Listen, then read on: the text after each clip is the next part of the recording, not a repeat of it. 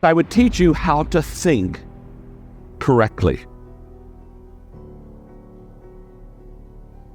The largest gap between successful and unsuccessful people in life is the thinking gap. I'm not talking about being smart. I'm not talking about an IQ. I'm talking about how you think, how I think. Successful people think differently than unsuccessful people. Wise thinking leads to right living. Stupid thinking leads to wrong living. If you want to have a fulfilled life, you have to fill your mind correctly.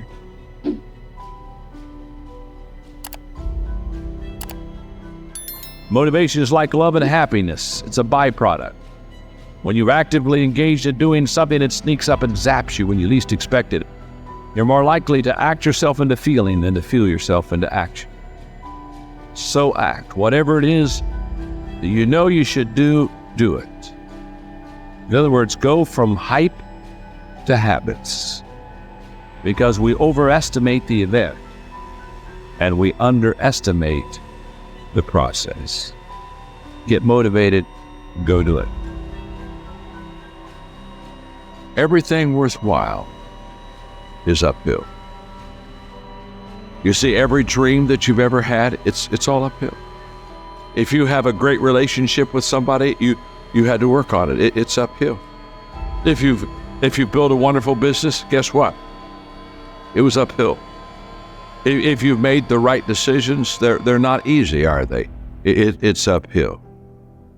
And the only way that you can go uphill is to be intentional. Nobody ever accidentally went uphill. You've never talked to a successful person and said, how did you get to the top of the mountain? And then look at you and say, I have no idea. If they're at the top of the mountain, they know how they got there. Because they had to have effort. It took energy. It took time. Everything worthwhile is uphill. I want you just to think. The things that you cherish, the things that you value, the things that you want to possess. They're all uphill. It's okay. Once I know that's where they are, I'll begin to put forth the effort, the energy, the time to get there.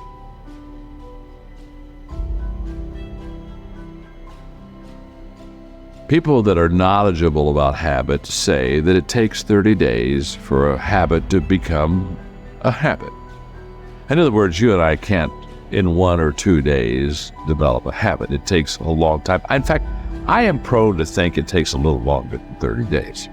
Now, habits can be good and habits can be bad. And so over a period of time, you can either be developing habits that are going to help you, or you can be developing habits that are going to hurt you. People that grow develop habits that help them.